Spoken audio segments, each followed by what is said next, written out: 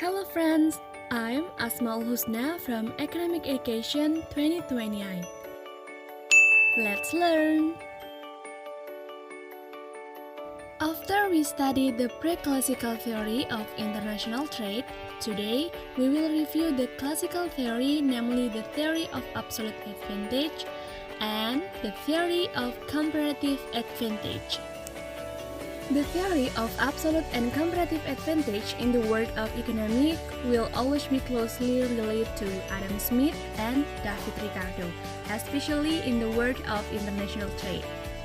These two figures are already very well known for their economic theories that are able to bring about change in the world economy. First, the theory of absolute advantage by Adam Smith. This theory explains that a country is said to have an absolute advantage if it's able to produce an item at a lower cost than other countries. The goods produced absolutely have an advantage. Excess production that is not consumed domestically is then exported to other countries. Absolute advantage can be interpreted as an advantage that a country has because it has privilege. For example, a country has natural resources and population expertise so that it can produce certain goods at a lower cost than other countries for the same product.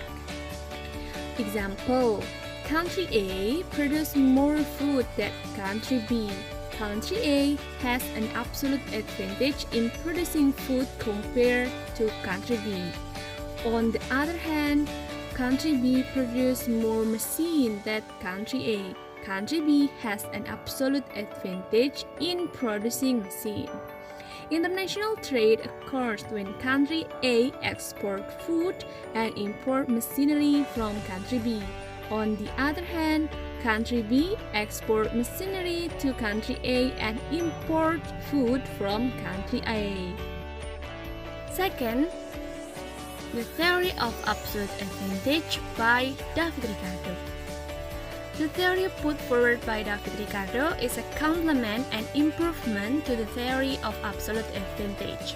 The theory of comparative advantage emphasizes that specialization can increase production efficiency. Countries are encouraged to specialize in the production and export of products that have a comparative advantage and import products that don't have a comparative advantage.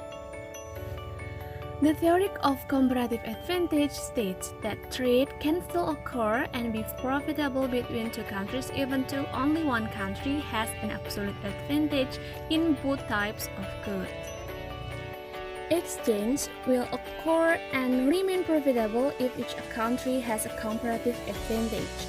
Comparative advantage is the advantage that a country has because it has a greater advantage in one good over other goods, while other countries have less weakness in other goods.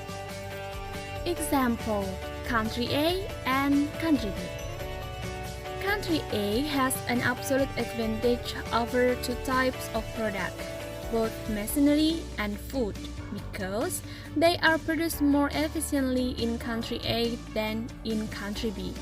However, this does not mean that country A can export machinery and food materials to country B, and it doesn't mean that country B has to import the two products from country A. In order for a mutually beneficial trade to occur, it can be done by comparing the price between these products. By dividing food ingredients into machine products, it can be rewritten as follows. The price of the machine in country A is equal to 5 foodstuffs, while in country B, one machine is valued at 10 foodstuffs. So the ingredient in country A is relatively cheaper than the price of a car in country B if it's valued by food. The next comparison is that 5 foodstuffs in country A equal 1 machine. This means 5 foodstuffs are priced with 1 machine, or 1 machine can only buy 5 foodstuffs. Meanwhile, in country B, one machine can buy 10 foodstuffs. Thus, the price of one food item in country A is more expensive than in country B. So, the international trade is that country A buys or import food and export machinery to country B. Meanwhile, country B buys or import machinery and export food to country A. Country A biggest comparative advantage is being able to produce cheaper machine, and this is what it sells to country B. Country B biggest comparative advantage is being able to produce cheaper food, and this is what it sells to country A.